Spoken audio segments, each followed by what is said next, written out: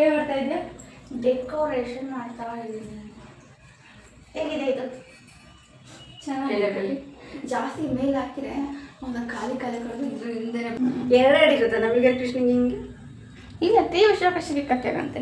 ಬೇಡ ನಾವು ಶೋಕಿಟ್ಕಲ್ಲ. ಅದು ಒಂಥರ ಇದು ಕೃಷ್ಣ ಬರ್ಬೋದು ಈ ಟಿವಿಯಲ್ಲಿ, ರಾಮ ಬರ್ಬೋದು, ಎಲ್ಲ ದೇವತೆಗಳು ಈ ಟಿವಿಯಲ್ಲಿ ಬರುವಾಗ ಕೃಷ್ಣ ತಲೆ ಮೇಲೇ ಇದ್ದಾಗೆ ಇರಬೇಕಾ ಒಂದು ನಮಗೆ ಸುಟ್ಟಿದೆ.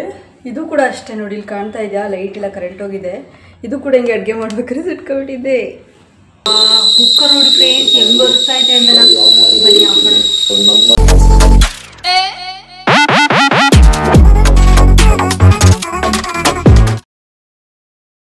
Hi friends, welcome back to my YouTube channel Rani Kannada vlogs. ಎಲ್ಲರೂ ಹೇಗಿದ್ದೀರಾ? ಐ ಹೋಪ್ ನೀವೆಲ್ಲರೂ ಕೂಡ ತುಂಬಾ ಚೆನ್ನಾಗಿದ್ದೀರಾ ಅಂತೇಳಿ. ಫ್ರೆಂಡ್ಸ್, ಇವಾಗ ಬಂದು ನಾನು ನಿಮ್ಮ ಜೊತೆ ಏನೋ ಶೇರ್ ಮಾಡ್ಕೋಬೇಕು ಅಂತೇಳಿ ಈ ವ್ಲಾಗ್ನ ಸ್ಟಾರ್ಟ್ ಮಾಡಿದ್ದೀನಿ. ಅಂತಂದರೆ ಎಲೆಕೋಸಿನ ಬಸ್ಸಾರು ಮಾಡಿದ್ದೀನಿ. ಅದು ಸ್ಪೆಷಲ್ ಆಗಿ ಆ ಒಂದು ಎಲೆಕೋಸಿನ ಒಂದು ಪಲ್ಯ ಯಾವ ಥರ ಮಾಡಿದ್ದೀನಿ, ಅದಕ್ಕೆ ಇಂಗ್ರೀಡಿಯೆಂಟ್ಸನ್ನು ಹಾಕಿದ್ದೀನಿ. ತುಂಬಾ ಟೇಸ್ಟಿಫುಲ್ ಆಗಿರೋಂಥದ್ದು, ತುಂಬಾ ಚೆನ್ನಾಗಿದೆ. ಬಟ್ ನಾನು ಹಿಂದೆ ಅಂದರೆ ನಾನು ಊಟ ಮಾಡಿ ಟೇಸ್ಟ್ನ ನೋಡಿದ್ದೀನಿ. ಅದರ ಟೇಸ್ಟ್ನ ಒಂದು ಸವಿ ನನಗೆ ಗೊತ್ತು. ಅದು ಯಾವ ಥರ ಇರುತ್ತೆ, ಟೇಸ್ಟು ತುಂಬ ಚೆನ್ನಾಗಿರುತ್ತೆ. ಕೆಲವರು ಮಾಡ್ತಾರೆ, ಕೆಲವರು ಬರೀ ಕಾಯಿ ಹಾಕಿ ಅಷ್ಟೇ ಪಲ್ಯ ಮಾಡ್ತಾರೆ. ನಾನು ಕೂಡ ಸಮಥಿಂಗ್ ಸ್ಪೆಷಲಾಗಿ ಮಾಡಿರೋಂಥ ಒಂದು ಕಾಯಿ ಪಲ್ಯ, ಅಂದರೆ ಎಲೆಕೋಸಿನ ಒಂದು ಪಲ್ಯ, ಅದು ಎಲೆಕೋಸಿನ ಒಂದು ಬಸ್ಸಾರು ಅಂತಲೇ ಹೇಳ್ಬೋದು. ಆ ಪಲ್ಯನ ನಾನು ಯಾವ ಥರ ವೆರೈಟಿಯಾಗಿ ಮಾಡಿದ್ದೀನಿ, ಹಾಗೆ ನಾನು ಕೂಡ ಹೇಗೆ ಬಸ್ಸಾರು ಮಾಡ್ತೀನಿ ಅದನ್ನು ನಾನು ನಿಮ್ಮ ಜೊತೆ ಶೇರ್ ಮಾಡ್ಕೋಬೇಕು ಅಂತೇಳಿ ನನ್ನ ಮನೇಲಿ ನಾನು ಏನೆಲ್ಲ ಸ್ಪೆಷಲಾಗಿ ನಾನು ಅಡುಗೆ ಮಾಡ್ತೀನಿ ಅದನ್ನು ನಾನು ನಿಮ್ಮ ಜೊತೆ ನನಗೆ ಎಷ್ಟು ಬರುತ್ತೋ ಅಷ್ಟನ್ನು ನಾನು ನಿಮ್ಮ ಜೊತೆ ಶೇರ್ ಮಾಡ್ಕೊತೀನಿ. ಓಕೆನಾ? ಹಾಗೆ ಬೆಳಿಗ್ಗೆ ಏನೇನೆಲ್ಲ ಕ್ಲಿಪ್ಪಿಂಗ್ಸ್ನ ತೊಗೊಂಡು ಅದನ್ನು ಕೂಡ ನಾನು ನಿಮ್ಮ ಜೊತೆ ಶೇರ್ ಮಾಡ್ಕೊತೀನಿ. ಫಸ್ಟು ಏನೇನೆಲ್ಲ ಅಡುಗೆ ಮಾಡಿದ್ದೀನಿ ಅನ್ನೋದನ್ನು ನಾನು ನಿಮ್ಮ ಜೊತೆ ಶೇರ್ ಮಾಡ್ಕೊತೀನಿ. ಬನ್ನಿ ಹೋಗಿ ತೋರಿಸ್ತೀನಿ. ನೆಕ್ಸ್ಟ್ ಯಾವ ಪ್ರೊಸೀಜರಲ್ಲಿ ಯಾವ ರೀತಿಯಲ್ಲಿ ನಾನು ಅಡುಗೆ ಮಾಡಿದೆ, ಹೇಗೆ ಮಾಡಿದೆ, ಏನು ಎತ್ತ, ಆ ಒಂದು ಎಲೆಕೋಸಿನ ಬಸ್ಸಾರಿಗೆ ಏನೇನೆಲ್ಲ ನಾನು ಹಾಕಿದೆ, ನನ್ನ ಒಂದು ಕೈಯ ರುಚಿ, ನನ್ನ ಮಗಳಿಗೆ ಸವಿತಾಳೆ, ನನ್ನ ಒಂದು ಕೈ ರುಚಿ ತುಂಬ ಇಷ್ಟ ನನ್ನ ಮಗಳಿಗೆ. ಅವಳು ಇಷ್ಟಪಡೋವಂಥ ಈ ಒಂದು ಕೈಯಿಂದ ಮಾಡೋಂಥ ರುಚಿಯಾದ ಅಡುಗೆ ನಾನು ನಿಮ್ಮ ಜೊತೆ ಶೇರ್ ಮಾಡ್ಕೋಬೇಕು ಅಂತೇಳಿ ಇವತ್ತಿನ ವ್ಲಾಗ್ ಸ್ಟಾರ್ಟ್ ಮಾಡಿದ್ದೀನಿ. ಬನ್ನಿ ಇವಾಗ ನನಗೇನೆಲ್ಲ ಅಡುಗೆ ಮನೇಲಿ ಅಡುಗೆ ಮಾಡಿದ್ದೀನಿ ಪ್ರೆಸೆಂಟಲ್ಲಿ, ಯಾವ ಥರ ಏನೆಲ್ಲ ಅಲ್ಲ, ಏನು ಸಾಂಬಾರು ಮಾಡಿದ್ದೀನಿ ಅದು ತೋರಿಸಿ ನೆಕ್ಸ್ಟು ಆ ಸಾರನ್ನ ಹೇಗೆ ಮಾಡೋದು ಅಂತ ಜೊತೆ ಶೇರ್ ಮಾಡ್ಕೊತೀನಿ. ಓಕೆನಾ? ಬನ್ನಿ, ಲೆಟ್ಸ್ ಕಮ್. ಮುದ್ದೆ ಜೊತೆಗೆ ತುಂಬಾ ಚೆನ್ನಾಗಿರುತ್ತೆ ಈ ಒಂದು ಸೊಪ್ಪಿನ ಪಲ್ಯ. ಈ ರೀತಿ ನಾನು ಮಾಡಿರೋವಂಥದ್ದು ಬರೀ ಅರ್ಧ ಕೋಸು ಫ್ರೆಂಡ್ಸ್, ತುಂಬಾ ಚೆನ್ನಾಗಿದೆ. ಎಷ್ಟು ಚೆನ್ನಾಗಾಗಿದೆ ನೋಡಿ.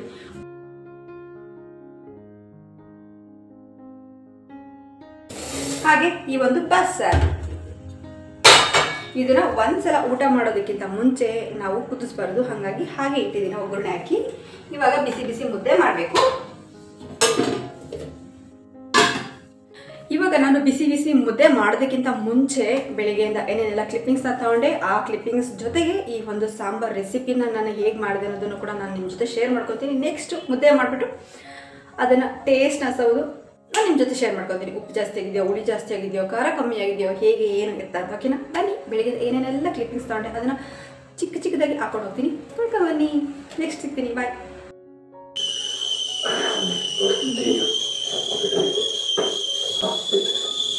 ಅಮ್ಮ 2 ಗಂಟೆ ಆಯಿತು ಊಟ ಮಾಡಲಿಕ್ಕೆ ಸ್ಟಾರ್ಟ್ ಮಾಡಿ. ಕುಕ್ಕುಂಬರಿ ಅನ್ನ ಒಂದೊಂದೇ ಅವರು ತಿನ್ನೋದು. ಕುಕ್ಕರ್ ನೋಡಿ ಫ್ರೆಂಡ್ಸ್ ಹೆಂಗೆ ಬರ್ತಾ ಇದೆ ಅಂತ ಬನ್ನಿ ಹಾಕೋಣ. ಓ ಮೈ ಗಾಡ್,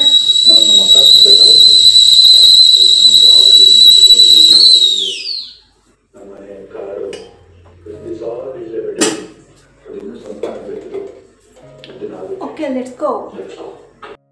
ಫ್ರೆಂಡ್ಸ್, ಇವಾಗ ನಾನಿಲ್ಲಿ ಬೆಳಿಗ್ಗೆಯಿಂದ ನಾನು ಈ ವಿಡಿಯೋನ ಕ್ಲಿಪ್ಪಿಂಗ್ ತೊಗೊಂಡಿರೋ ಅಂಥದ್ದು. ಅಂದರೆ ನಾನು ಇನ್ನೂ ಏನು ಸಾಂಬಾರೇನು ಮಾಡಿರಲಿಲ್ಲ. ಆವಾಗ ಬೆಳಿಗ್ಗೆಲ್ಲ ನೀಟ್ ಮಾಡ್ಕೊತಿದ್ದಂಥದ್ದು. ಮನೆ ಪಾತ್ರೆ ಪಡ್ಗ ಎಲ್ಲ ಏನಿಲ್ಲ ಇತ್ತಲ್ವ, ಇದನ್ನೆಲ್ಲ ನೀಟ್ ಮಾಡ್ಕೊತಾ ಇದ್ದೆ. ರಾತ್ರಿ ಹೊತ್ತು ನಾನು ಪಾತ್ರೆ ತೊಳೆದು ಇಡ್ಬೋದು, ಬಟ್ ಆದರೆ ಬಟ್ಟೆ ಎಲ್ಲನೂ ನೆಂದು ಹೋಗ್ಬಿಡುತ್ತೆ ಅನ್ನೋ ಒಂದು ಕಾರಣ, ಒಂದೇ ಒಂದು ರೀಸನ್ಗೋಸ್ಕರ ಹಂಗಾಗಿ ನಾನು ರಾತ್ರಿ ಪಾತ್ರೆಗಳು ಒಂದೆರಡು ತೊಳೆದಿರಲಿಲ್ಲ. ಪ್ರತಿನಿತ್ಯನೂ ಕೂಡ ನೈಟ್ ಹೊತ್ತು ನನ್ನ ಪಾತ್ರೆ ಎಲ್ಲ ನೀಟಾಗಿ ತೊಳೆದು ವಾಶ್ ಮಾಡೇನೆ ಎಲ್ಲ ನೀಟ್ ಮಾಡಿ ಶೆಲ್ಫ್ ಎಲ್ಲ ಒರೆಸಿ ನೀಟ್ ಮಾಡೇ ನಾನು ಮಲ್ಕೊತಿದ್ದಂಥದ್ದು. ಬಟ್ ಆದರೆ ಬಟ್ಟೆ ಎಲ್ಲ ನೆನೀತಾ ಸಿಂಕ್ ಹತ್ರ ನಿಂತ್ಕೊಂಡು ಬಟ್ಟೆ ಎಲ್ಲ ನೆಂದೋಗ್ಬಿಡುತ್ತೆ ಪಾತ್ರೆ ತೊಳೆಯುವಾಗ ಅಂತ ಹೇಳ್ಬಿಟ್ಟು ಹಾಗೆ ಒಂದೆರಡು ಬಿಟ್ಟಿದ್ದೆ. ಹಾಗಾಗಿ ಫಸ್ಟ್ ಇದನ್ನೆಲ್ಲ ನೀಟಾಗಿ ಕ್ಲೀನ್ ಮಾಡ್ಕೊತಿದ್ದೆ. ರಾತ್ರಿ ಎಲ್ಲ ಮಿಕ್ಕಿದಂಥ ಸಾರು ಏನೆಲ್ಲ ಇತ್ತಲ್ಲ ಅದನ್ನೆಲ್ಲ ಬಿಸಿ ಮಾಡಿ ಎತ್ತಿಟ್ಟು ಅಡುಗೆ ಮಾಡಲಿಕ್ಕೆ ಎಲ್ಲ ನೀಟ್ ಮಾಡ್ಕೊತಾ ಇದ್ದೆ. ಏನು ಮಾಡ್ತಾ ಇದ್ದೆ? ಡೆಕೋರೇಷನ್ ಮಾಡ್ತಾ ಇದ್ದೀನಿ. ಹೇಗಿದೆ ಇದು? ಚೆನ್ನಾಗಿ. ಜಾಸ್ತಿ ಮೇಲೆ ಹಾಕಿದ್ರೆ ಒಂದು ಖಾಲಿ ಕಳೆದು ಇದ್ರ ಹಿಂದೆ ಬಂದಂತೆ ಆಗ್ತದೆ. ಇದು ನನಗೆ ನಿಲ್ಲಿಸ್ಬಿಡೋದು. ನನಗೆ ಹಿಂಗೆ ಇರ್ಬೋದು, ನಿಮಗೆ ಚೆನ್ನಾಗಿ ಕಾಣುತ್ತಿಲ್ಲ. ಕೃಷ್ಣ ಹಂಗಲ್ಲ ಹಿಂಗೆ ಹಾಗೆ ಹಾಗೆ ಕೆಳಗೆ ಬಾ, ಇನ್ನೊಂದು ಸ್ವಲ್ಪ ಕೆಳಗೆ ಬಾ, ಅದೇ ಕೈಯಲ್ಲಿ ಇನ್ನೊಂಚೂರು ಹಂಗೆ ಅದು ಹಾಕು ಪ್ಲಾಸ್ಟರ್ ಅಷ್ಟೇ. ಇಷ್ಟು ಹಾಂ ಜಾಸ್ತಿ ಮೇಲೂ ಆಗಲ್ಲ, ಕಡ್ಡಿ ಕೆಳಗಡೆ ಸ್ವಲ್ಪ ಡ್ಯಾಪ್ ಕಟ್ಬಿಡೋ ಹಿಂಗೆ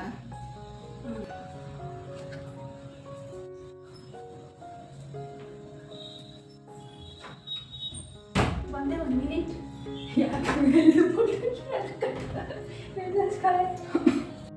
ನನ್ನ ಮಗಳು ಇಲ್ಲಿ 1 ನಿಮಿಷನೂ ಸುಮ್ಮನೆ ಕೂತ್ಕೊಂತಿರ್ಲಿಲ್ಲ ಪಾಪ. ಅವಳು ಬಾಯಿ ತುಂಬಾ ಗುಳ್ಳೆ ಆಗಿದ್ರು ಕೂಡ ಈ ಒಂದು ಡೆಕೋರೇಷನ್ ಮಾಡೋದು, ಏನಾದರೂ ಜೋಡಿಸೋಂಥದ್ದು, ಇದೆಲ್ಲನೂ ಕೂಡ ಅವಳಿಗೆ ತುಂಬ ಇಂಟ್ರೆಸ್ಟ್. ಈ ಥರ ಎಲ್ಲ ಕೆಲಸ ಆಲ್ಟ್ರೇಷನ್ ಎಲ್ಲ ಮಾಡೋವಂಥದ್ದು. ಮನೆಗೆ ಬೇರೆದು ಏನೋ ಬೇರೆ ಡೆಕೋರೇಷನ್ ಮಾಡಬೇಕು ಅನ್ನೋ ಒಂದು ಐಡಿಯಾ ಇತ್ತು. ಮನೇಲಿ ಈ ಎಲೆ ಲೀಫ್ ಅನ್ನೋದು ಏನಿತ್ತಲ್ವ, ಎಲೆ ಬಳ್ಳಿ ಪ್ಲಾಸ್ಟಿಕ್ಕಿಂದು, ಅದನ್ನೇ ಮನೇಲಿ ಏನಿದೆ ಅಲ್ವಾ ಅದನ್ನೇ ಸ್ವಲ್ಪ ಆಲ್ಟ್ರೇಷನ್ ಮಾಡೋಣ ಅಂತೇಳಿ ನನ್ನ ಮಗಳು ಆಲ್ಟ್ರೇಷನ್ ಮಾಡ್ತಾಯಿದ್ಲು. ನಾನಿನ್ನು ಅಡುಗೆ ಏನೂ ಮಾಡ್ತಾನೆ ಇರಲಿಲ್ಲ. ಚಿಟ್ಟೆ ಎಲ್ಲ ತಂದು ಅದು ಚಿಟ್ಟೆ ಅಂಟಿಸ್ಬೇಕು ಅನ್ನೋದೊಂದು ಐಡಿಯಾ ಇತ್ತು. ಚಿಟ್ಟೆದಕ್ಕಿಂತ ಈ ಎಲೆ ಬಳ್ಳಿ ವೇಸ್ಟ್ ಆಗ್ತಾಯಿತ್ತಲ್ವ, ಎಕ್ಸ್ಟ್ರಾ ಜಾಸ್ತಿ ಇತ್ತು ಅಂತೇಳಿ ಇದನ್ನೇ ನಾವು ಆಲ್ಟ್ರೇಷನ್ ಮಾಡಿದಂಥದ್ದು. How is it, tell me, comment please. ಅದು ಕಾಣ್ತಿಲ್ಲ ಅನ್ಸುತ್ತೆ. ನಿಂತೆ ಬೇಡ, ಜಾಸ್ತಿ ಕಟ್ ಮಾಡ್ತೀನಿ ಅಷ್ಟೇ ಕಷ್ಟ. ಅದು ಬಿಚ್ಕೊಳ್ತೀನಿ. ಬಿಡ್ಕೊಂಡಲ್ಲ.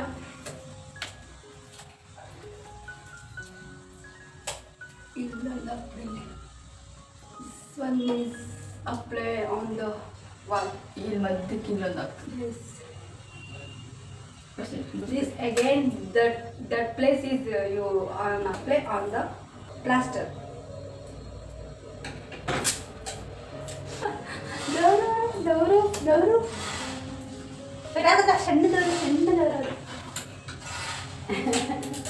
ಸಣ್ಣದವ್ರಿಗೆ ಬಾಯಿ ತುಂಬ ಗುಳ್ಳೆ ಆಗ್ಬಿಟ್ಟಿದೆ. ಅಷ್ಟೊಂದು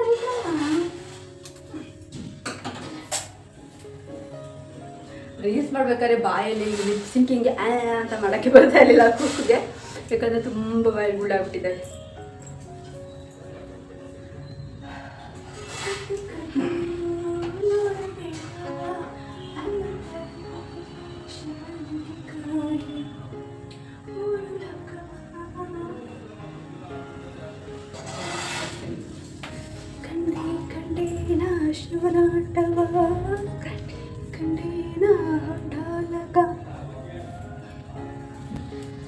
It's enough, this plaster.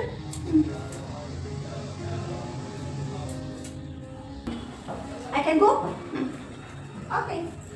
ಹೇಗಿದೆ ಕಮೆಂಟಲ್ಲಿ ತಿಳಿಸಿ ಗಾಯ್ಸ್. ಟಿವಿ ಶೋಕೇಶಿಗೆ ಕೃಷ್ಣಂಗೆ ನವಿಲ್ಗರಿ ಈ ಥರ ಇರುತ್ತಲ್ವಾ, ಹಾಗೆ ಒಂದೇ ಇರಬೇಕು. ಎರಡು ಇರುತ್ತೆ ನವಿಲ್ಗರಿ ಕೃಷ್ಣಂಗೆ ಹಿಂಗೆ. ಇಲ್ಲ, ಟಿವಿ ಶೋಕೇಶಿಗೆ ಕಟ್ಟೇನಂತೆ. ಬೇಡ, ನಾವು ಶೋಕೇಶ್ಗಲ್ಲ, ಅದು ಒಂಥರ ಇದು ಕೃಷ್ಣ ಬರ್ಬೋದು ಈ ಟಿವಿಯಲ್ಲಿ, ರಾಮ ಬರ್ಬೋದು, ಎಲ್ಲ ದೇವತೆಗಳು ಈ ಟಿವಿಯಲ್ಲಿ ಬರುವಾಗ ಕೃಷ್ಣ ತಲೆ ಮೇಲೇ ಇದ್ದಾಗೆ ಇರಬೇಕಾ ಒಂದು ನವಿಲ್ಗರಿ. What you not doing the work. ನಾನು ಏನಿಲ್ಲ, ಹಿಂಗೊಂದಂತೆ ಹಿಂಗೊಂದಂತೆ. ಏನು ಮಾಡ್ತಿದ್ದಿ ಅಡುಗೆ? ಏನು ಮಾಡ್ಬೇಕು ಹೇಳು, ಅದನ್ನ ಮಾಡ್ಕೊಬೇಕು. ಅಮ್ಮ ಏನು ಇಷ್ಟ? ಅಯ್ಯಯ್ಯೋ ನೋಡ್ತೀನಿ, ನಮ್ಮ ಹೆಣ್ಣು ಕಾಲತ್ತು ಚೆನ್ನಾಗಿ ಕಲರ್ ರಿಮೂವ್ ಮಾಡ್ತೀನಿ. This are the not good leaf, ಯಾಕಂದರೆ ಸ್ಕ್ರೀನ್ ಹಾಕೋದು ಬೇಡ ಅಂತ. ಇಲ್ಲಿ ನಮ್ಮ ಆಶಂಗೆ ಬಾಯಿ ತುಂಬ ಗುಳ್ಳೆ ಆಗಿ ಪಾಪ ಅದರಲ್ಲೇ ನರಕ ಅನುಭವಿಸ್ತಾ ಇರ್ತಾಳಳು. ಕೆಲವೊಂದು ಟೈಮಲ್ಲಿ ಹಿಂಗೆ ಬಾಯಿ ತುಂಬ ಗುಳ್ಳೆ ಆಯಿತು ಅಂತಂದರೆ ವಿಪರೀತ, ಅದನ್ನು ಕೂಡ ನಾನು ನಿಮ್ಮ ಜೊತೆ ಶೇರ್ ಮಾಡ್ಕೊತೀನಿ. ಅದರಲ್ಲೇ ಕೂಡ ಅವಳು ತಲೆಗೆ ಎಣ್ಣೆನೂ ಕೂಡ ಹಚ್ಕೊಂಡಿರಲಿಲ್ಲ. ಅಮ್ಮ ನಾನು ಅದು ಬಿತ್ತು ಅಂತ ಹೆದರ್ಕೊಂಬಿಟ್ಟೆ ನಾನು. ಹೋಗ್ಬಿಟ್ಟೆ ಇಲ್ಲಿ ಬಂದು ನಾ ಹಿಂಗೆ ಹೋಗ್ಬಿಡ್ತು, ಹಿಂಗೆ ಹೆದರ್ಕೊಂಬಿಟ್ಟೆ. ಇದನ್ನೆಲ್ಲ ಚೆಂದ ಮಾಡಿದ್ದಾಳೆ. ಹೆಂಗೆ ಡ್ಯಾನ್ಸ್ ಮಾಡೋದು, ಡ್ಯಾನ್ಸ್ ಅದು ಸ್ಟೆಪ್ ಚೆನ್ನಾಗಿ ಹೇಳ್ಕೊಡ್ತಿದ್ಲು. ಅಲ್ಲಿ ಕಾಫಿ ಮಾಡೋಣ. ಬಾಯಿ ಗುಳ್ಳಾಗ್ಬಿಟ್ಟು ಆಂಬಲ್ಲ ಅವಳು, ಬಾಯಲ್ಲಿ ಗುಳ್ಳೆ ಆಯಿತು ಅಂತ ಗದಾಕೊಂಡ್ಬಿಟ್ಟಿರ್ತಾಳೆ ಹಿಂಗೆ.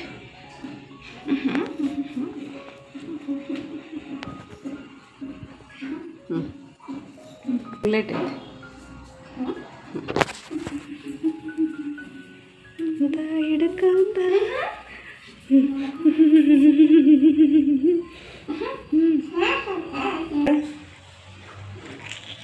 ಹಂಗೆ ನೀರು ಕೊಡೋಕೆ ನಾನು ಹಂಗೆ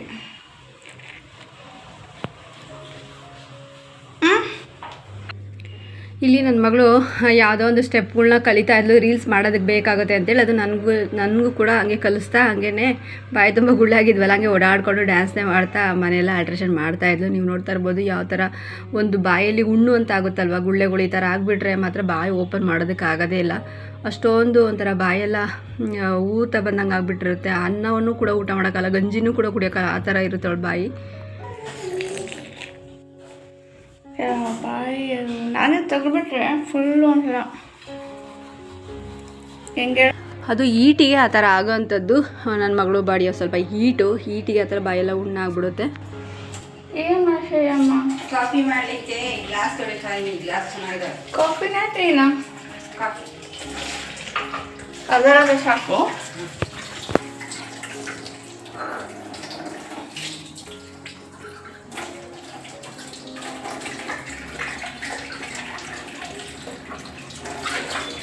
ಇನ್ನು ಏನು ಅಡುಗೆ ಮಾಡಿರಲಿಲ್ಲ, ಹಾಗಾಗಿ ಮತ್ತೆ ಕಾಫಿ ಮಾಡಿದೆ. ಕಾಫಿ ಕುಡಿದು ನಂತರ ಸ್ವಲ್ಪ ಎನರ್ಜಿ ತೊಗೊಂಡು ಆಮೇಲೆ ಅಡುಗೆ ಮಾಡೋದು ಅಂಥೇಳಿ ಅಡುಗೆ ನಾನು ಸೊಪ್ಪು ಸಾರು ಮಾಡಿದ್ದು ನಾನು ಡೇಯಲ್ಲ, ಸಾಯಂಕಾಲ ಟೈಮಲ್ಲಿ. ಬೆಳಿಗ್ಗೆನೇ ಸ್ವಲ್ಪ ಏನಾದರೂ ತಿಂಡಿ ಹಾಗೆ ಮ್ಯಾಚಪ್ ಮಾಡಿದೆ. ಈ ಒಂದು ಬೆಳಿಗ್ಗೆ ಏನಿದೆ 10 to 12 ಒಳಗೆ ಏನಾದರೂ ತಿನ್ನಬೇಕಲ್ವ, ಅದು ಬೇರೆ ಏನಾದರೂ ತಿಂದು ನೆಕ್ಸ್ಟ್ ನಾನು ಸಾಂಬಾರು ಮಾಡಿದಂಥದ್ದು. ಇವಾಗ ಕಾಫಿ ಮಾಡಿಕೊಟ್ಟೆ. ಅವಳು ಅಷ್ಟೊತ್ತುವರೆಗೂ 10 ಗಂಟೆವರೆಗೂ, ಬೆಳಿಗ್ಗೆ 8 ಗಂಟೆ 10 ಗಂಟೆವರೆಗೂ ಡೆಕೋರೇಷನ್ ಮಾಡೋದು ಹಾಗೆ ಅದೇ ಕೆಲಸನೇ ಇತ್ತು, ಮೊಬೈಲ್ ನೋಡೋದು. ಹಾಗೆ ನಾನು ಕೂಡ ನೆಲ ಒರೆಸೋದು, ಕಸ ಗುಡಿಸೋದು, ಪಾತ್ರೆ ತೊಳೆದು ಇದನ್ನೇ ಮಾಡಿ ತಿಂಡಿನೆಲ್ಲ ತಿಂದು ಹಂಗೆ ಕಾಲ ಕಳೆದ್ವಿ, ಟೈಮ್ ಸ್ಪೆಂಡ್ ಮಾಡಿದ್ವಿ. ಎಷ್ಟೇ ಮನೆ ನೀಟ್ ಮಾಡಿದ್ರು ಇನ್ನು ಇದ್ದೇ ಇರುತ್ತೆ ಮನೆ ಕೆಲಸ ಅನ್ನೋದು. ಇವಾಗ ಸಾಯಂಕಾಲದ ಮೇಲೆ ಅಂದರೆ 4 ಗಂಟೆ ಮೇಲೆ ನಾನು ಸಾಂಬಾರು ಮಾಡಲಿಕ್ಕೆ ಅಡುಗೆ ಮನೆಗೆ ಮತ್ತೆ ಬಂದೆ. ಅಂದರೆ ಇವಾಗ ನಾನು ಎಲೆಕೋಸಿನ ಬಸ್ಸಾರು ಮಾಡೋಣ ಅಂತೇಳ್ಬಿಟ್ಟು ಈ ಎಲೆಕೋಸನ್ನ ಸಣ್ಣದಾಗಿ ನೀಟಾಗಿ ಹೆಚ್ಚಿಬಿಟ್ಟು ಆಮೇಲೆ ತೊಳೆದಿದ್ದಂಥದ್ದು. ಫ್ರೆಶ್ ಆಗಿತ್ತು ಅಂತಂದರೆ ಇದರಲ್ಲೇನು ಹುಳಪಳ ಅಂಥದ್ದೇನು ಇರೋದಿಲ್ಲ. ಮೇಲ್ಗಡೆ 2 ಲೇಯರ್ನ ತೆಗೆದ್ಬಿಟ್ಟು ಆಮೇಲೆ ಹಂಗೆ ಹೆಚ್ಚಿ ನಾವು ಹಂಗೆ ಡೈರೆಕ್ಟಾಗಿ ಸಾರಿಗೆ ಹಾಕಿದ್ರೂ ಓಕೆ ಆಗುತ್ತೆ ಅಂತ ವಾಶ್ ಮಾಡೋಂಥದ್ದಿರಲ್ಲ. ಬಟ್ ಅದು ತೊಗೊಂಬಂದು ಫ್ರಿಜ್ ಇಲ್ಲದೆ ಇರೋ ಕಾರಣ 2-3 ದಿನ ಹೊರಗಡೆನೇ ಇತ್ತು. ಎಲೆಕೋಸಿನ ಬಸ್ಸಾರನ್ನು ಹೇಗೆ ಮಾಡ್ತೀನಪ್ಪ ಅಂದರೆ, ಇವಾಗ ತೊಗರಿಬೇಳೆ ಅವರೆಲ್ಲ ಮತ್ತು ಕಡಲೆಬೇಳೆನ ತೊಳೆದು ವಾಶ್ ಮಾಡಿ ಎತ್ತಿಟ್ಕೊಂಡಿದ್ದೀನಿ 2 ಸಲ. ಇವಾಗ ಈ ಹಸಿ ನೀರಿಗೆ ಹಾಕಿ ಇಟ್ಬಿಡ್ತೀನಿ ಕುಕ್ಕರಿಗೆ. ಎಲೆಕೋಸನ್ನ ಹೆಚ್ಚಿದ್ದೆ ಅಲ್ವಾ, ಎಲೆಕೋಸು ನೀವು ಸಣ್ಣಗಾದ್ರೂ ಹೆಚ್ಕೋಬೋದು, ಇಷ್ಟಿಷ್ಟು ದೊಡ್ಡಗಾದ್ರೂ ಹೆಚ್ಕೋಬೋದು, ತೀರನೂ ಸಣ್ಣ ಹೆಚ್ಕೋಬೋದು. ಅವರವರ ಒಂದು ಇಷ್ಟದ ಮೇಲೆ ಯಾವ ಥರ ಇಷ್ಟ ಆಗುತ್ತೋ ಆ ಥರ ಹೆಚ್ಕೋಬೋದು. ಓಕೆನಾ? ಇವಾಗ ಹಸಿರುಗಾಯಿ ಎಲೆಕೋಸನ್ನ ಹಾಕಿಬಿಟ್ಟು ಉಪ್ಪು ಹಾಕಿ ನಾನು ಈಗ ಕ್ಲೋಸ್ ಮಾಡಿ ಕುಕ್ಕರಲ್ಲಿ ಬೇಯಿಸ್ಕೊತೀನಿ. ರುಚಿಗೆ ತಕ್ಕಷ್ಟು ಉಪ್ಪನ್ನ ಹಾಕ್ತಾ ಇದ್ದೀನಿ.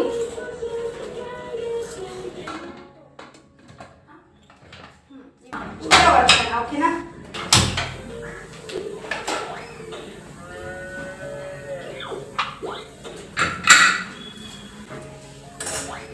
ಬೇಳೆನ ಬೇಯಿಸ್ಕೊಳ್ಳೋದು ಅಂತಂದರೆ, ನೀವು ಸಣ್ಣ ಉರಿ ಕೊಟ್ಬಿಟ್ಟು ಏನಾದರೂ ಬೇರೆ ಕಸ ಗುಡಿಸೋದನ್ನೆಲ್ಲ ತೊಳೆದು ಬೇರೆ ಏನಾದರೂ ಕೆಲಸ ಮಾಡೋದಿತ್ತು ಅಂತಂದರೆ ನಿಮ್ಮ ಒಂದು ಅನುಭವದ ಮೇಲೆ ಅದು ಬೇಳೆ ಬೇಯಿಸ್ಕೋಬೇಕಾಗುತ್ತೆ.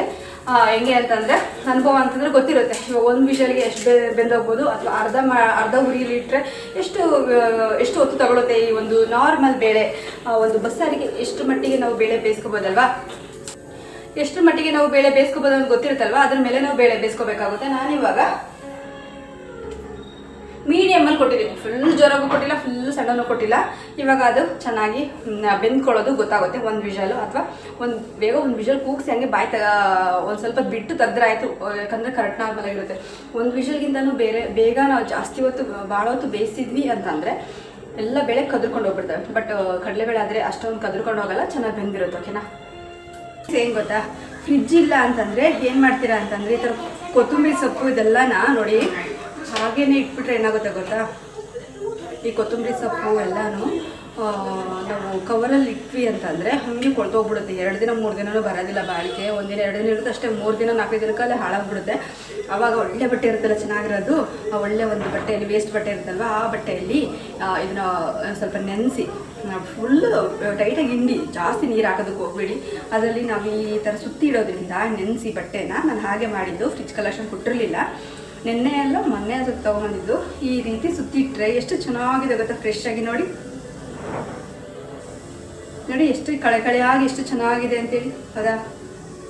ಮೊನ್ನೆ ತೊಗೊಂಬಂದಿದ್ದು ಫ್ರೆಂಡ್ಸ್, ವಾಂಗಿಬಾತ್ ಮಾಡೋದಿನ. ಎಷ್ಟು ಚೆನ್ನಾಗಿದೆ ಅಂದರೆ ಸೊಕ್ಕ ಚೆನ್ನಾಗಿದೆ.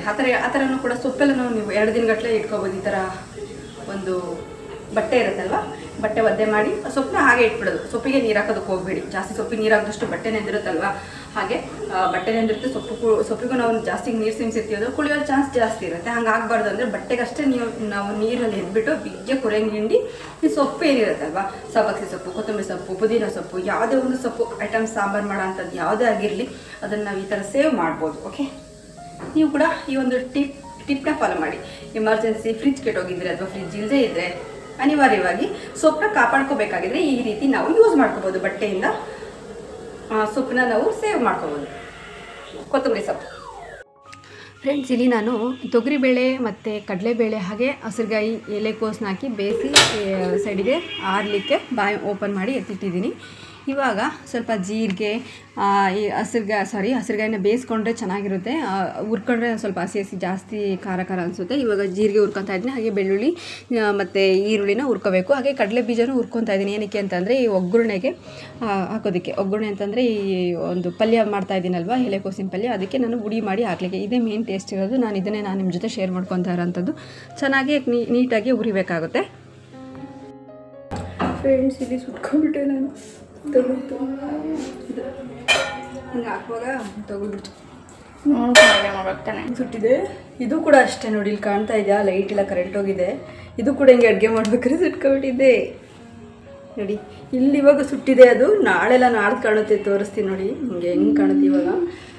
ಓ ಮೈ ಗಾಡ್ ಫ್ರೆಂಡ್ಸ್, ಇಲ್ಲಿ ನಾನು ಜೀರಿಗೆ ಹುರ್ಕೊಂಡಿದ್ದಾಯಿತು. ಇವಾಗ ಈರುಳ್ಳಿ ಬೆಳ್ಳುಳ್ಳಿನ ಒಂದೇ ಹನಿ ಆಯಿಲ್ ಹಾಕಿ ಹುರ್ಕೊತಾ ಇದ್ದೀನಿ. ಇವಾಗ ಜೀರಿಗೆ ಬೆಳ್ಳುಳ್ಳಿ ಈರುಳ್ಳಿನ ಹಾಕ್ಕೊಂಡು ಹುರಿದಿರೋಂಥದ್ದು ಈಗ ಬೇಯಿಸಿರೋಂಥ ಹಸಿರುಗಾಯಿನ ಹಾಕ್ಕೊಂಡು ಜಾಸ್ತಿ ಕ್ವಾಂಟಿಟಿಲಿ ನಾನು ಸ್ವಲ್ಪ ಇದು ಏನಂತಂದರೆ ಕೊತ್ತಂಬರಿನ ಹಾಕ್ಕೊಂಡಿದ್ದೀನಿ. ಹಾಗೆ ಕಾಯಿನೂ ಕೂಡ ಹಾಕ್ಕೊಂಡಿದ್ದೀನಿ. ಹಾಗೆ ಸ್ವಲ್ಪ ಬೇಯಿಸಿರೋಂಥ ಬೇಳೆ ಮತ್ತು ಈ ಎಲೆಕೋಸನ್ನು ಕೂಡ ಹಾಕ್ಕೊಂಡಿದ್ದೀನಿ. ಟೇಸ್ಟ್ ವೈಸ್ ಚೆನ್ನಾಗಿರುತ್ತೆ, ವೆರೈಟಿ ಇರುತ್ತೆ ಅಂಥೇಳಿ. ಹಾಗೆ ಸ್ವಲ್ಪ ಹುಳಿನ ಎಷ್ಟು ಹಾಕ್ತೀವೋ ಅಷ್ಟು ಕೂಡ ತುಂಬಾ ಚೆನ್ನಾಗಿರುತ್ತೆ ಅಂತಲೇ ಹೇಳ್ಬೋದು.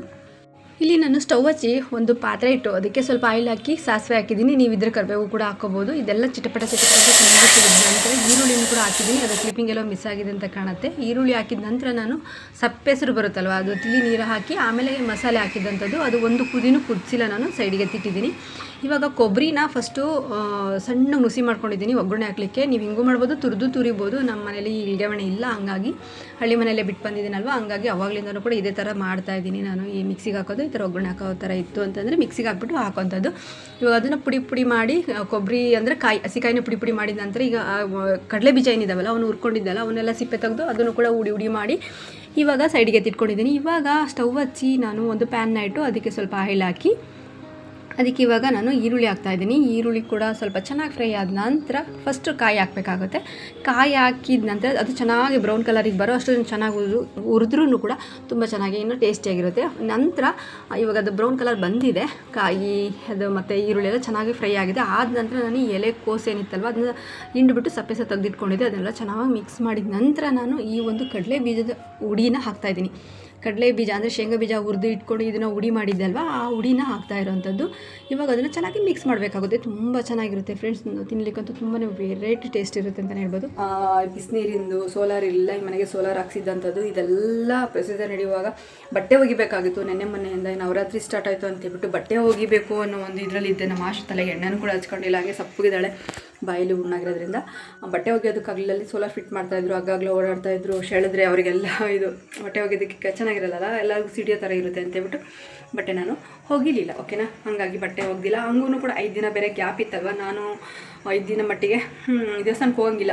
ನಾನು ಅಂದರೆ ನನ್ನ ಮಗಳು, ಹಂಗಾಗಿ ಹೋಗೋದಕ್ಕೆ ಆಗಲಿಲ್ಲ. ಹಾಗಾಗಿ ಇನ್ನೇನು ಮಾಡೋದಕ್ಕಾಗೋದಿಲ್ಲ. ಕಂಟಿನ್ಯೂಸ್ ಆಗಿ ನಾನು ಪ್ರತಿ ವಾರ ಅಥವಾ ಪೂಜೆ ಆ ಥರದ್ದೇನು ಹಿಡಿದಿಲ್ವಲ್ಲ ಇವಾಗ, ಹಾಗಾಗಿ ಸ್ವಲ್ಪ ಎಲ್ಲದೂ ಸಮಸ್ಯೆನೇ ಆಯಿತು.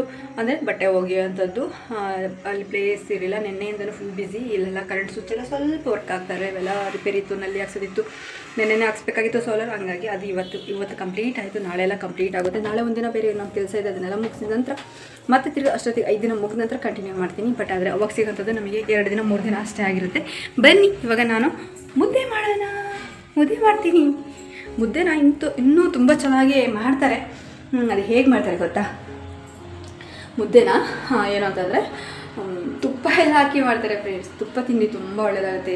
ಸ್ಕಿನ್ ಗ್ಲೋ ಬರುತ್ತೆ, ಸ್ಕಿನ್ ಚೆನ್ನಾಗಿರುತ್ತೆ. ನನ್ನವಂತೂ ಹೇರ್ ತುಂಬಾ ಲಾಸ್ ಆಗಿದ್ದಾವೆ, ಇದ್ದಿದ್ರಲ್ಲಿ ಎದೇನೋ ಹೇಳ್ತಾರಲ್ಲ ಹಂಗಾಗೋಗಿದೆ. ಏನು ಮಾಡೋಕ್ಕಾಗಲ್ಲ. ನಾನು ಸುಮಾರು ಇಲ್ಲಿ ಕಂಟಿನ್ಯೂಸ್ ಆಗಿ 3 ತಿಂಗಳು ನಾನು ತಲೆಗೆ ಅಪ್ಲೈನೇ ಮಾಡಿದೆ ಎಣ್ಣೆ. ಅದ್ರ ಜೊತೆಗೆ 1 ವರ್ಷದಿಂದನೂ ಕೂಡ ವಾರಕ್ಕೆ ಒಂದ್ಸಲನೂ ಹಚ್ತಾ ಇದ್ನೋ ಇಲ್ಲೋ, ಹಂಗಾಗ್ಬಿಟ್ಟು ತುಂಬ ಹೇರು ಲಾಸ್ ಆಗಿದೆ. ಇನ್ನು ಮುಂದೆ ಡೈಲಿ ಅಪ್ಲೈ ಮಾಡ್ತೀನಿ ಎಣ್ಣೆನ ಹೇರ್ಗೆ. ಹಾಗೆ ಈ ಸಲ ಅಪ್ಲೈ ಮಾಡಿದಂಥದ್ದು ಎಣ್ಣೆ ಆಯಿಲು ಏನು ಗೊತ್ತಾ, ಆಲ್ಮಂಡ್ ಆಯಿಲು ಹಾಗೆ ಕೊಬ್ಬರಿ ಎಣ್ಣೆ ಮಿಕ್ಸ್ ಮಾಡಿ ಹಚ್ಕೊಂಡಿದ್ದು. ಸ್ವಲ್ಪ ಹೇರ್ ಫಾಲ್ ಆಗೋದು ಸ್ವಲ್ಪ ಕಮ್ಮಿ ಮಟ್ಟಿಗೆ ಬಂದಿತ್ತು, ಇರಲಿ. ಮತ್ತು ಪಿಕಪ್ ಆಗುತ್ತೆ ಅದಷ್ಟೇ. ಎಣ್ಣೆ ಹಚ್ತಾ ಇದ್ದರೆ ನೀಟಾಗಿ ತಲೆಗೆ ಅಪ್ಲೈ ಮಾಡಿದ್ರೆ ನೀಟಾಗಿ ಪಿಕಪ್ ಆಗುತ್ತೆ. ಇಲ್ಲಿ ನೋಡಿ ಕೋತಿ ಕುಣಿತಾ ಇದೆ. ಕೋತಿ ಕುಣಿತಾ ಇತ್ತು ಫ್ರೆಂಡ್ಸ್. ನನಗೆ ಸ್ಟಿಲ್ ಆಗಿಬಿಡ್ತು, ಬಾಯಿ ತುಂಬ ಗುಳ್ಳೆ ಆಗಿಬಿಟ್ಟು ಪಾಪ ಅವಳು ಹಿಂಗೆ ಇರ್ತಾಳೆ ಫ್ರೆಂಡ್ಸ್. ಅವಳಿಗೆ ಬಾಯಿ ಗುಳ್ಳೆ ಆಗೋಂಥದ್ದು ತುಂಬಾ ಕಮ್ಮಿ ಆಗಿತ್ತು, ಅದು ಜಾಸ್ತಿ ಆಗಿಲ್ಲ, ಕಮ್ಮಿ ಆಗಿಬಿಟ್ಟಿತ್ತು ಸುಮಾರು ಇಲ್ಲಿಗೆ. ಮತ್ತು ತಿರ್ಗಾ ಸ್ವಲ್ಪ ಯಾಕೋ ಮತ್ತೆ ಎಡವಟ್ಟಾಗ್ಬಿಟ್ಟು ಬಾಯಿ ಗುಳ್ಳೆ ಆಗಿದೆ. ಮತ್ತು ಪಿಕಪ್ ಆಗ್ತಾಳೆ, ಚೆನ್ನಾಗಾಗ್ತಾಳೆ. ಮುದ್ದೆ ಮಾಡೋಣ ಬನ್ನಿ.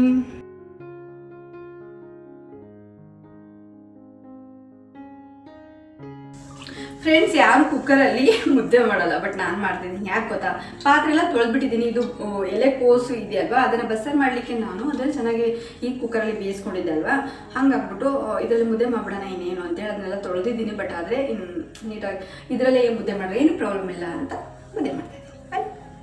ಕುಕ್ಕರಲ್ಲಿ ಯಾರೂ ಮುದ್ದೆ ಮಾಡೋದಿಲ್ಲ, ನಾನು ಮಾಡ್ತಾಯಿದ್ದೀನಿ ಅಂತಂದರೆ ಇಲ್ಲಿ ಪಾತ್ರೆಗಳು ಜಾಸ್ತಿ ಆಗ್ತವೆ ಅನ್ನೋ ಒಂದು ಥಿಂಕಿಂಗ್ ಅಷ್ಟೇ. ಜಾಸ್ತಿ ಪಾತ್ರೆಗಳು ಆಗೋದು ಬೇಡ. ಹೆಂಗೂ ಅದರಲ್ಲಿ ನಾನು ಏನು ಅಂತಂದರೆ ಈ ಬೇಳೆ ಬೇಯಿಸ್ಕೊಂಡಿದ್ದಲ್ವ, ಬೇಳೆ ಮತ್ತು ಎಲೆಕೋಸನ್ನ ಬೇಯಿಸ್ಕೊಂಡಿದ್ದಲ್ವ, ಅದೇ ಪಾತ್ರೆ ಅದು ಸಪ್ಪೆಸರೆಲ್ಲ ತೆಗೆದು ಅದರಲ್ಲಿ ಹಾಕಿದ್ದೆ. ಹಾಗೆ ಅದರಲ್ಲೇ ಮುದ್ದೆ ಮಾಡಿದ್ರೆ ಆಯಿತು ಅಂತೇಳ್ಬಿಟ್ಟು ಸ್ವಲ್ಪ ನೀರು ಹಾಕಿ ಮುದ್ದೆಗಿಟ್ಟು ಮುದ್ದೆನೂ ಕೂಡ ಮಾಡಿದ್ದಾಯಿತು. ಇವಾಗ ಮುದ್ದೆ ಕಟ್ಟಿ ತಟ್ಟೆಗೆ ಸರ್ವ್ ಮಾಡ್ತಾಯಿದ್ದೀನಿ. ಸಾರಂತೂ ತುಂಬ ಟೇಸ್ಟಿಯಾಗಿತ್ತು, ಉಪ್ಪು ಹುಳಿ ಖಾರ ಎಲ್ಲನೂ ಚೆನ್ನಾಗಿತ್ತು. ನಾನು ಜಾಸ್ತಿ ಯಾವಾಗಲೂ ಉಪ್ಪು ತಿನ್ನೋದ್ರಿಂದ ನಾರ್ಮಲಾಗಿ ಎಲ್ಲರೂ ಇಷ್ಟ ಆಗೋ ಥರ ಉಪ್ಪು ಕಮ್ಮಿನೇ ಇತ್ತು, ಬಟ್ ಅದನ್ನು ನನಗೆ ಸ್ವಲ್ಪ ಆ್ಯಡ್ ಮಾಡ್ಕೊಳ್ಳೋ ಥರನೇ ಇತ್ತು. ಬಟ್ ಸೊಪ್ಪು ಮಾತ್ರ ತುಂಬ ಟೇಸ್ಟಿಯಾಗಿತ್ತು, ನೀವು ಒಮ್ಮೆ ಟ್ರೈ ಮಾಡಿ. ಓಕೆ ಫ್ರೆಂಡ್ಸ್, ನೋಡಿದ್ರಲ್ವಾ ಸಾಂಬಾರು ಹೇಗೆ ಮಾಡಿದ್ದೆ ನಾನು ಅನ್ನೋದನ್ನು ಸ್ಪೆಷಲಾಗಿ ಯಾವುದೇ ಒಂದು ವ್ಲಾಗಲ್ಲೂ ಕೂಡ ನಾನು ಸೊಪ್ಪಿನ ಒಂದು ಪಲ್ಯ ಅಥವಾ ಎಲೆಕೋಸಿನ ಒಂದು ಪಲ್ಯಕ್ಕೆ ಈ ಥರ ಒಂದು ವೆರೈಟಿ ಆಗಿರೋಂಥದ್ದು ನಾನು ಎಂದೂ ಶೇರ್ ಮಾಡ್ಕೊಂಡಿಲ್ಲ. ಐ ಥಿಂಕ್ ನನಗೆ ಚೆನ್ನಾಗಿ ಜ್ಞಾಪಕ ಇರೋ ಪ್ರಕಾರ ಎಂದು ಶೇರ್ ಮಾಡ್ಕೊಂಡಿಲ್ಲ.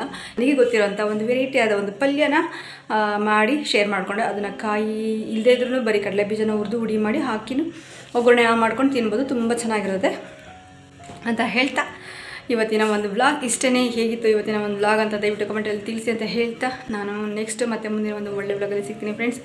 ಲೈಕ್, ಶೇರ್, ಕಮೆಂಟ್ ಮಾಡೋದನ್ನು ಮರಿಬೇಡಿ ಅಂತ ಹೇಳ್ತಾ ನಾನು ಫ್ರೆಂಡ್ಸ್ ಅಲ್ಲಿವರೆಗೂ take care, bye, love you all.